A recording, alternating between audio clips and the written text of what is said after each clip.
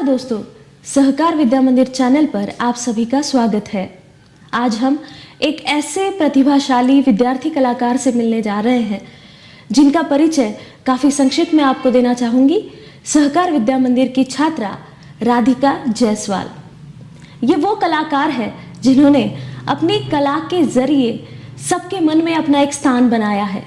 उनकी ये यात्रा कैसे शुरू हुई, कहाँ से शुरू हुई, बस इसी के बारे में आज हम इन्हीं की जुबानी इनसे सुनेंगे।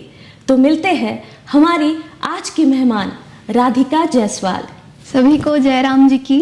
जैसा कि मैम ने बताया वैसे ही मैं सहकार विद्या मंदिर की भी छात्रा हूँ, जहाँ मेरा अब तक के का पूरा एजुकेशन यहीं से हुआ है। 10th तक के it's almost been 13 years and still going on. So अब तक की जर्नी SVM के साथ तो मेरी बहुत बेस्ट और अमेजिंग मेमोरेबल जर्नी रही है। अच्छा राधिका, मेरा आपसे सवाल है कि आप जिस क्षेत्र में अभी फिलहाल है, इसके अलावा आपको किन किन क्षेत्रों में रुचि है? बहुत से, क्योंकि जैसा कि मैंने कहा कि मैं SVM की स्टूडेंट हूँ। सो एक चीज़ पे तो हम है नहीं, it's multiple things. So sports में भी है, ड्राइंग में भी है, स्केटिंग, साइकिलिंग। अभी रिसेंटली जो हम पंढरपुर वारी कर आए हैं, बुल्ढाना से पंढरपुर 450 किलोमीटर का सफ़र। उसके अलावा सिंगिंग है और भजन, मतलब सत्संग, वैसे कीर्तन के कार्यक्रम भी मैं करती रहती हूँ। जैसे कि हमने देखा, ये तो वर्सेटाइल हो गए हैं, मल्टी टैलेंटेड है, शायद इसीलिए राधिका आज हमारे सामने है। राधिका, मेरा आपसे सवाल है, एक नन्ही सी बच्ची जिसे हमने स्केटिंग करते हुए देखा था, उस बच्ची का साइकिलिंग की ओर रुझान और साइकिलिंग छोड़कर डायरेक्टली भजन कीर्तन की ओर रुझान कैसे रहा? ये सभी हम देखा जाए तो सब कला के ही अलग अलग रूप हैं। तो कला के प्रति तो मेरा हमेशा से आकर्षण था ही। बचपन में मुझे अपने पिताजी के सपोर्ट के थ्रू उनको भी हमेशा से स्केटिंग में बहुत इंटरेस्ट रहा है। तो स्केटिंग में मुझे भी इनबॉर्न इंटरेस्ट था। सो उनका सपोर्ट की वजह से मैं बहुत सी मैचेस खेली हूँ, जीती हूँ। कुछ हेल्थ इश्यूज़ की वजह से मेरा गैप पड़ गया, फिर अपना कोरोना वायरस उसकी वजह से और थोड़ा गैप पड़ गया, तो फिर गैप ही पड़ गया। लेकिन वो भी पहिए है तो साइकिलिंग भी पहिए ही है, तो दोनों कनेक्टेड ही है, अलग अलग चीज़ नहीं है। स्पोर्ट्स में तो हमेशा से ही रुझान रहा ही है, तो इसलिए साइकिलिंग का फिर मेरे बड़े पापा उनको इंटरेस्ट रहा है, तो साइकिल घर में थी, वो करते रहते थे, उनको सिर्फ हम देखते रहते थे। लेकिन वही देखते देखते कब हमको भी उसमें जाने की इच्छा हुई। तो जब पंढरपुर वारी के बारे में मैंने पहली बार सुना कि बुल्ढाना से सारा ग्रुप जा रहा है और इस ग्रुप में पहली बार महिलाओं का भी सहयोग था, तो मैंने कहा मैं क्यों नहीं। तो बस वही समय था कि मैंने कहा मुझे करना है। मैंने पापा से कहा कि मेरी इंटरेस्ट करना चाहती हूँ। पापा ने कहा चलो। सो बस वही प्रैक्टिस शुरू हुई और करते करते पंढरपुर जाके आ गए। अच्छा, बुल्ढाना से पंढरपुर ये जो आपका सफर रहा, तो उसमें आपने कितने दिनों में तय किया ये सफर? ये हमें ऑलमोस्ट 3.5 days लगे, जिसमें हमने फर्स्ट डे लगभग 140 किलोमीटर्स का राइड किया, सेकेंड डे हमने 120-130 किलोमीटर्स का राइड किया, एंड थर्ड डे हमारा कुछ 100 and something किलोमीटर्स का राइड था। और लास्ट डे जो हमारा सबसे कम था, बिकॉज हम पंढरपुर से लगभग 60 किलोमीटर पहले की दूरी पे रुके थे, जिसमें हमें बुल्ढाना अर्बन का भी काफ़ी सहयोग मिला है, जिन्होंने हमें भोजन और रहने खाने पीने की व्यवस्था करके दी। उनकी तरफ से उनका भी मैं धन्यवाद देती हूँ, पूरे ग्रुप की तरफ से, हमारे साइकिलिंग क्लब के। तुमने कहा कि तुम ड्राइंग भी उम्दा करती हो, ये तो इसकी गवाह मैं भी हूँ। मैंने भी देखे हैं कि आप बहुत उम्दा ड्राइंग करती हैं। बहुत अच्छा लगता है जब अपने विद्यार्थी किसी एक मकाम पर पहुँचते हैं।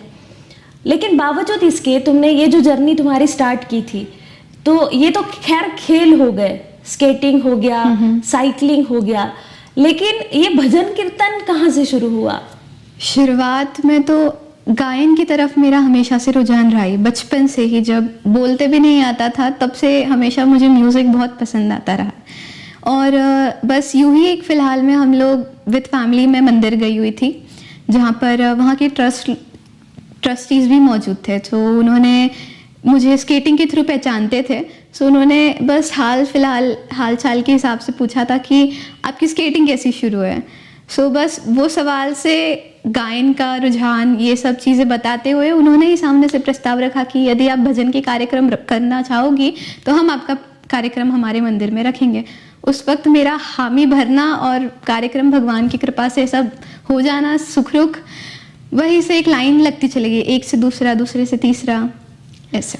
लेकिन फिर भी ये आत्मविश्वास कहाँ से आया? मैंने इतने सारे भजन कीर्तन देखे हैं, लेकिन जिस तरीके से तुम करती हो या मंच पर जिस तरीके से तुम्हारा आत्मविश्वास बढ़ता है, प्रेक्षकों से तुम्हारा वार्तालाप करना बीच बीच में, और फिर साथ ही में भजन कीर्तन करना, तो ये कहाँ से आया?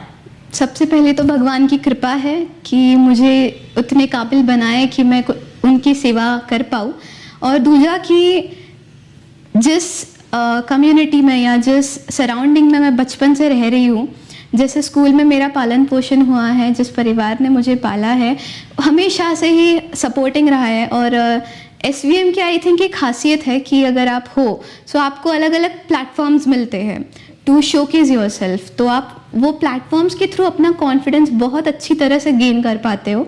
सो हमेशा से बचपन से ही मुझे वैसे प्लेटफॉर्म्स मिलते आए हैं, तो मेरा कॉन्फिडेंस थोड़ा करके हमेशा अपनी स्कूल की बदौलत हमेशा बढ़ता ही रहा है। हाँ, ये भी सच है, सहकार विद्या मंदिर बच्चों को स्टेज पर चढ़ने के बहुत मौके देता है। लेकिन फिर भी मेरा एक सवाल होगा तुमसे कि अभी तुमने कहा है, लेकिन फिर भी माता पिता का तो सहयोग होता ही है, लेकिन उसमें तुम्हारे अध्यापक, साथ ही में तुम्हारे दोस्तों का कितना सहयोग रहा है? मेरे टीचर्स का इसमें सबसे ज़्यादा और सबसे बड़ा रोल है, बिकॉज एक क्लास में सिर्फ एक ही स्टूडेंट नहीं होता और एक पूरे स्टैंडर्ड में एक ही स्टूडेंट नहीं होता। सो टीचर्स का मेन रोल इज़ कि वो स्टूडेंट की जो खूबी है उसको पहचाने और उसको वो प्लेटफॉर्म जिस भी कला में वो है उनको उसमें बढ़ावा देना, उसमें प्रोत्साहित करना। तो मुझे हमेशा से अपने टीचर्स का बहुत सपोर्ट रहा है कि हमेशा से उन्होंने मुझे आज भी याद है कि एनुअल सोशल में मैं सबसे यंगेस्ट स्टूडेंट थी जिसमें एंकरिंग किया था। जब मुझे पढ़ना भी नहीं आता था तो मुझे हमेशा लर्न करवाते थे मेरे टीचर्स, मेरे पेरेंट्स, मेरे माता पिता। मतलब मुझे पढ़ना भी नहीं आता था तो मुझे बोलते थे, मैं सुनती रहती थी बस। और उस वक्त एनुअल सोशल मतलब एकदम ग्रेट फंक्शन सेलिब्रेट करते हैं। सो उस वक्त I was the first youngest child as an anchor. So ऐसे छोटे छोटे प्लेटफॉर्म्स मतलब टीचर्स ने पहचाना, और दोस्तों का तो हमेशा से सपोर्ट रहा है कि चेयरिंग के लिए समवन इज नीडेड, सो वो हमेशा रेडी रहता है। बढ़िया। मैं बताना चाहूँगी आप सभी को कि जैसे राधिका ने कहा, ऐसे बहुत सारे स्टूडेंट्स आते हैं जो बताते हैं कि किस तरीके से बच्चे जो है यहाँ पर असेंबली से लेकर छोटे छोटे प्रोग्राम्स में जब प्रेजेंट होते हैं, जब बाहर जाते हैं तो उनका आत्मविश्वास इतना बढ़ा हुआ होता है कि वो बाकियों की तुलना में खुद को हमेशा आगे ही पाते हैं। राधिका उसका हमारे सामने बहुत बड़ा एग्जाम्पल है कि राधिका आज हर जगह पर आपको अव्वल ही नजर आई। आज वो है, आज जिस जगह पर राधिका है हमें बहुत अभिमान होता है इस बात का कि हमारी एक विद्यार्थी जो आज इस मकाम पर पहुंची है कि वहाँ से उसे शायद ही कोई पीछे कर पाए। लेकिन राधिका, मेरा आपसे एक सवाल है कि इतने सारे प्रोग्राम्स हो गए, आप ये जो इवेंट करती हो जैसे बुल्ढाना से पंढरपुर की जर्नी हो गई, या ये सब और साथ ही में पढ़ाई, ये आप कैसे मैनेज कर लेते हो? आई थिंक अगर आप में उतना कैलिबर है कि आपको ये भी करना है लेकिन पढ़ाई नहीं छोड़नी, पढ़ाई भी करनी है, उसके साथ आपकी कला के प्रति अगर उतना डिवोशन है, सो एवरीथिंग इट्स मैनेज्ड। हर कुछ हम कर सकते हैं। समय, इट्स टाइम मैनेजमेंट अगर आप प्रॉपर कर पाते हो तो आप दोनों में चीज़ बैलेंस कर सकते हो। It is not impossible. अच्छा, ये जो संगीत का सफ़र तुमने शुरू किया है, तो ये संगीत का सफ़र कैसे शुरू हुआ? जैसे तुमने कहा कि तुम बचपन से ही तुम्हें गाने की ओर तुम्हारा रुझान था, तुम्हें संगीत में रुचि थी, लेकिन तुम्हारा अनुभव मैं तुमसे पूछना चाहती हूँ कि जब तुमने पहली बार भजन प्रस्तुत किए, या गीत तो वैसे तुम हमेशा से गाती हो, स्कूल असेंबली में भी तुमने बहुत सारे गीत गाए हैं, लेकिन बावजूद इसके जब सोलो परफॉर्मेंस तुम्हारी थी तो पहला अनुभव हमारे साथ शेयर करना चाहोगी? यस, डेफिनेटली, बिकॉज वो मेरे लिए भी एकदम फैबुलस, मतलब क्योंकि it was the first experience. So जब हम पहली बार मैंने हामी भरी, सो जब घर पे गई तो मुझे कुछ भी आइडिया नहीं थी कि मुझे करना क्या है।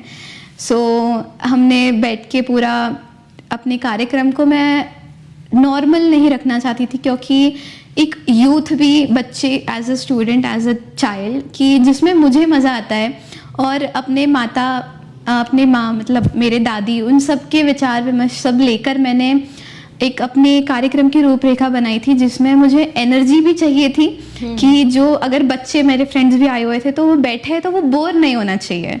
क्योंकि अगर हम कोई भी अगर बच्चे को बोलते कि चलो कीर्तन में जाना है या भजन में कार्यक्रम में, तो उनकी एक माइंड सेट, एक इमेजिनेशन में आता है कि कोई एजेड पर्सन बैठे होंगे और वो बोर हो रहा है, आधे लोग सो रहे हैं, ऐसा इमेज बनकर आती है, तो उनका इंटरेस्ट वैसे ही लो हो जाता है। सो मेरा मेन मोटो तो ये था कि मैं वो एनर्जी रख पाऊँ अपने पूरे कार्यक्रम में, टॉप टू एंड, कि कोई बच्चा या कोई भी बूढ़ा व्यक्ति को कभी बोर ना होए और उन्हें भजन क्या है, अपने भगवान के प्रति भी उन्हें वो क्या चीज़ है वो बता पाऊँ अपने शब्दों के माध्यम से। सही बात है। राधिका, सहकार विद्या मंदिर से तुमने क्या क्या सीखा है? जैसा कि मैंने कहा कि मैं 13 साल से मैं यहीं हूँ। सो आज भी अगर हम देखें कि सहकार में अगर आप कैंपस की तरफ नज़र घुमाइए, सो वो कभी शांत आपको मिलेगी नहीं, कुछ ना कुछ चलता ही रहता है। सो शायद यही एक चीज़ मैंने भी अपने में लाई है कि कुछ ना कुछ करते रहता है, शांत नहीं बैठते। बस ऐसी ही सफ़र में जो हमने हमारे मैनेजमेंट से, हमारे रिस्पेक्टेड टीचर से, मेरे डियर कलीग से, फ्रेंड से जो सीखा है, कि उनसे प्रोत्साहन लेकर जो आज मैं जिस भी मुकाम तक पहुंची हूँ, तो उनका अपनी तरफ से मैं धन्यवाद देना चाहती हूँ कि आपकी इस सफ़र में उनका योगदान रहा। जी। लेकिन बावजूद इसके राधिका, मैं तुमसे पूछना चाहूँगी कि ये तो वोकल म्यूजिक हो गया, लेकिन तुम इंस्ट्रूमेंट भी बजाती हो। यस। तो कौन कौन से इंस्ट्रूमेंट्स बजाती हो? इंस्ट्रूमेंट्स वैसे अगर आप मेरे घर में पूछेंगे तो बहुत सारे हैं। तबला है, ढोलक है, सिंथेसाइज़र है, मैं हारमोनियम भी बजा लेती हूँ, एंड बांसुरी है, उसके बाद में माउथ ऑर्गन है। क्या बात है। बहुत से, गिटार है, यूकेलेली है, बहुत से इंस्ट्रूमेंट्स है जो है मेरे पास, और बहुत से बजा भी लेती हूँ खुद से। क्या बात है। इसमें भी सर्वगुण संपन्न हमारी राधिका, जो सारे इंस्ट्रूमेंट बजा लेती है लगभग, जो तुम्हारे पास है। अच्छा, एक भजन गा दोगी हमारे लिए, जो तुम्हारे पहले प्रोग्राम का था, चंद पंक्तियां? हमारा शाम का कार्यक्रम था, तो उसमें मैंने गाया था कि कीर्तन की है रात, कीर्तन की है रात बाबा, जिठाने आनो है, कीर्तन की है रात, कीर्तन की है रात बाबा, जिठाने आनो है, थाने कौन न जानो है, कीर्तन की है रात। जिसमें हम इस माध्यम के द्वारा भगवान को अपने कार्यक्रम में आने का आमंत्रण दे रहे थे, भाव से, क्योंकि भगवान सिर्फ भाव के भूखे होते हैं, आप उन्हें जिस भाव से परोसते हैं वो वैसे पाते हैं। तो बस इस भावना से मैंने अपना पहले कार्यक्रम की शुरुआत की थी। अरे वाह, बहुत बढ़िया। अच्छा, तुम्हारे हिसाब से कला क्या है? तुम कला को किस तरीके से देखती हो? I think it is the way जहाँ पर आप अपने विचार को, अपने आप को, अपने शब्दों के माध्यम से कहिए, या अपने वोकल्स के माध्यम से कहिए, या आपके म्यूज़िक के माध्यम से कहिए, आपके चित्रकला के माध्यम से कहिए, किसी भी प्रकार से आप दूसरों तक पहुँचा पाओ या आप खुद को समझ पाओ, मेरे हिसाब से वो सही कला है। क्या बात है। ये तुम्हारे नज़रिए से तुम्हारी परिभाषा। हाँ जी, बहुत बढ़िया। लेकिन राधिका, मैं आपसे पूछना चाहूँगी कि अगर मैं भजन कीर्तन की बात करती हूँ, तो तुम्हारे प्रेरणा स्रोत कौन होंगे, या किन्हें मानती हो तुम कि ये मेरे प्रेरणा स्थान है? आई थिंक मेरा पूरा परिवार ही, क्योंकि बचपन से मैं जिस वातावरण में पली बड़ी हूँ, वो हमेशा से बड़ा धार्मिक रहा है। मेरे माँ, मेरे दादी, वो हमेशा से पूजा पाठ, मेरे माता, मेरे बड़े पापा, मेरे पिताजी, तो हमेशा से वो वातावरण एक बना ही रहा है, तो मुझे उस तरफ में हमेशा से रुझान रहा है, तो उनको देना चाहूँगी। ये जो कला का क्षेत्र की ओर तुम्हारा रुझान है, फिर भी अन्य कलाकारों में अगर हम चाहे तो तुम किसे मानोगी कि तुम्हारे भजन के क्षेत्र में कहे, तुम्हारे साइकिलिंग के क्षेत्र में कहे, तो तुम्हारे प्रेरणा स्रोत कौन होंगे? अगर हम उस क्षेत्र के बारे में सोचे तो मैं हमेशा से बाबा प्रेमानंद जी महाराज को बहुत सुनती हूँ। अरे उन्हें कौन नहीं सुनता, बाबा प्रेमानंद जी बाप है। और एक है हमारे बरसाने के ही श्री इंद्रेश जी उपाध्याय। जी जी। उनके और उनके पिताजी भी, दोनों को ही मैंने हमेशा से सुनते आया है, तो मुझे उनसे भी एक प्रेरणा बहुत मिलती रहती है। क्या बात है, बहुत बढ़िया राधिका। आपका ये जो सफ़र रहा, आपकी ये जो यात्रा रही, इसमें आप दिन ब दिन हर समय सफलता प्राप्त करें। बहुत बहुत धन्यवाद, आप यहाँ पर आई और आपने इतना सुंदर अपनी जीवन यात्रा हमारे साथ जो है वो इस तरीके से शेयर की। बहुत बहुत धन्यवाद। बहुत बहुत धन्यवाद आपका कि आपने मुझे बुलाया। एंड अगेन हमारे बुल्ढाना अर्बन के सर्वा ऑनरेबल भाई जी, हमारे सहकार विद्या मंदिर के मैम, रिस्पेक्टेड कोमल मैम, और हमारे सभी मीडिया हाउस के मेंबर्स जो बच्चों को प्रोत्साहित करने के लिए इतने आगे होते हैं और हमेशा सपोर्टिव रहते हैं कि हम हैं आपके साथ, आप करो, कि बच्चों को भी उससे और कॉन्फिडेंस मिलता है कि हम कर सकते हैं। सो उनका भी मैं तहे दिल से धन्यवाद देती हूँ। धन्यवाद। ये थे राधिका जायसवाल हमारे साथ सहकार विद्या मंदिर चैनल पर। बहुगुणी बहुआयामी व्यक्तिमत्व जिन्होंने अपनी कला के माध्यम से, अपने खेल के माध्यम से सबके दिलों में जगह बनाई। ऐसे बहुत सारे कलाकारों को हम दोबारा इसी चैनल पर मिलेंगे। आप सभी का बहुत बहुत धन्यवाद।